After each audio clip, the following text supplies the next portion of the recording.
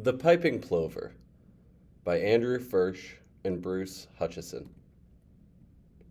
A little girl named Aspen sits on Higgins Beach, journal in hand, warmed by the early spring sun.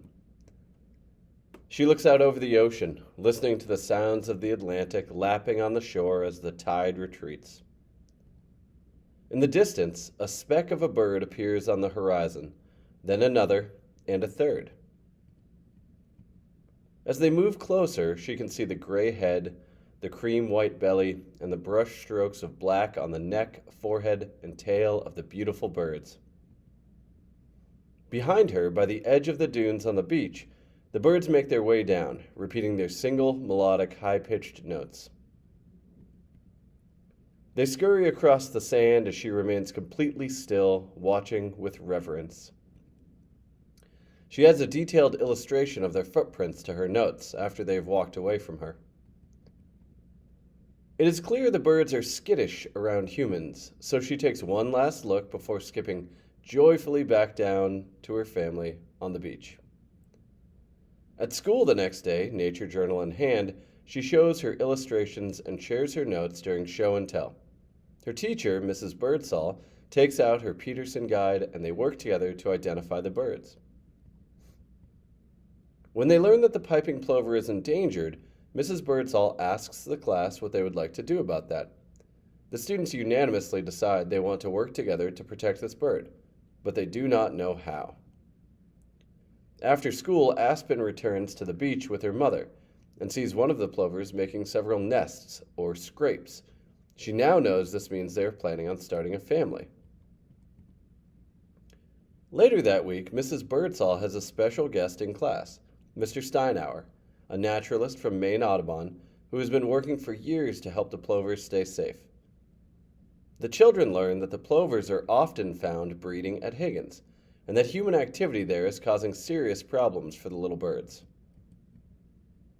The next time she goes to Higgins, Aspen sees that the female has chosen a nest and must be an expectant mother. That is not all she sees, though. The weather has warmed up to the point that more people have started showing up at the beach, many with their dogs. Piping plovers have adapted to blend in with the sand. Their camouflage is so effective that if you are not looking closely, you might put them at risk. And as delightful as dogs are, with so many off-leash and not under voice command, it is a potentially serious problem. By early May, Aspen sees the first eggs and has to stand near the nest, but not too near, to stop people from walking over it and dogs from bothering it. She is not able to be there 24 hours a day, though, and she cannot do this alone. She needs help. Her classmates help by making signs. Mrs. Birdsall organizes a field trip with Mr. Steinauer where the students help Maine Audubon build protective enclosures. They even make a line along the beach to show where the dogs need to turn back. On a warm day in early June, Aspen worries when she notices that the plovers are no longer sitting on the nest. But then she sees what looks like two fluffy cotton balls running on tiny legs. Plover chicks! Now she knows exactly how she intends to spend her summer. Every day, she sits in her beach chair, helping everyone maintain a safe distance from the plover family.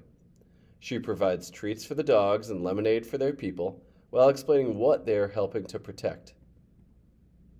Seeing this little girl protecting the birds inspires other children to cover all the other sides of this important breeding habitat.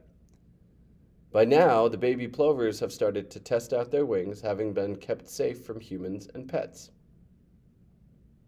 One day, at her stand, Aspen hears a scuttling noise behind her. A family of plovers picks invertebrates just feet from her. One looks up knowingly, pauses, then looks away. The group departs, aiming to move south before the weather gets too cold. The plover protectors have grown into an army of volunteers who come together every year to keep the piping plovers safe while nesting. Every summer, Aspen returns to Higgins Beach, where the plovers are doing better every year. Everyone is working together as a community to help the most vulnerable. As she grows up, Aspen is confident she can recognize the generations of that original family, who always make sure to feed right behind her own daughter's lemonade stand before heading off again for the winter.